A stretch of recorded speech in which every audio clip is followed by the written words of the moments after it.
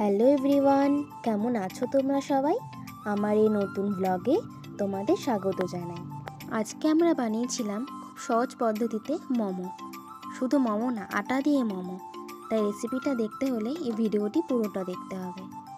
প্রথমেই কিন্তু একটি বোলের মধ্যে বাঁধাকপিগুলো সুন্দর করে কুচি কুচি করে কেটে নিতে হবে। তার মধ্যে দিতে হবে পেঁয়াজ কুচি, আজিনামোটো এবং আদা কুচি আর সামান্য পরিমাণ লবণ দিয়ে তার মধ্যে পরিমাণ মতো তেল দিয়ে ভালো করে মিক্স করতে হবে। এর মধ্যে যে আজিনামোটোটি দেওয়া হয়েছে সেটা কিন্তু যে কোনো দোকানেই পাওয়া যায়।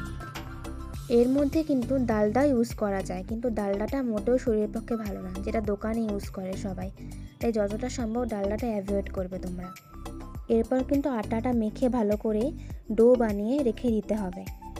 মোমোর চাটনি বানানোর জন্য কিছু শুকনো লঙ্কা এবং টমেটো কেটে নিতে হবে। তারপর কড়াইতে গরম তেল দিয়ে কড়াইয়ের তেলটা গরম হলে তার মধ্যে দিতে হবে শুকনো লঙ্কাগুলো ফ্রাই করার পর কেটে রাখা টমেটোগুলো কিন্তু দিয়ে দিতে হবে।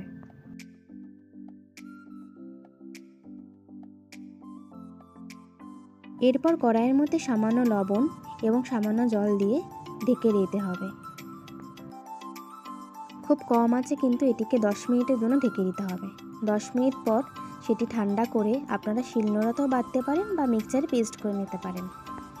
এরপর কিন্তু মেখে রাখা ডো থেকে সেগুলোকে সুন্দর সুন্দর করে ছোট ছোট গোল করে লেচি বানিয়ে নিতে হবে। লেচিগুলো কিন্তু খুব পাতলা পাতলা করে বেলে তার মধ্যে মেখে রাখা পুরগুলো কিন্তু অল্প অল্প করে দিয়ে দিতে হবে।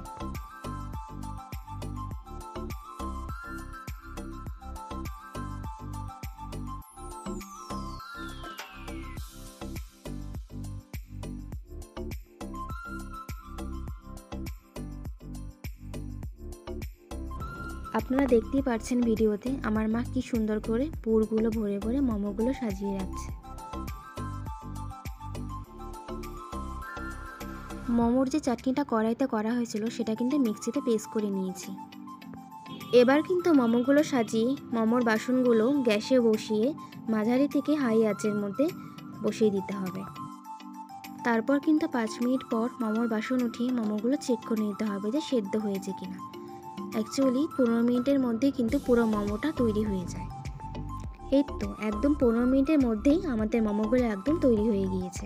এভাবেই বাড়িতে একদিন ময়দা না দিয়ে আটা দিয়ে মোমো তৈরি করে দেখবেন খুবই ভালো লাগে। টাটা।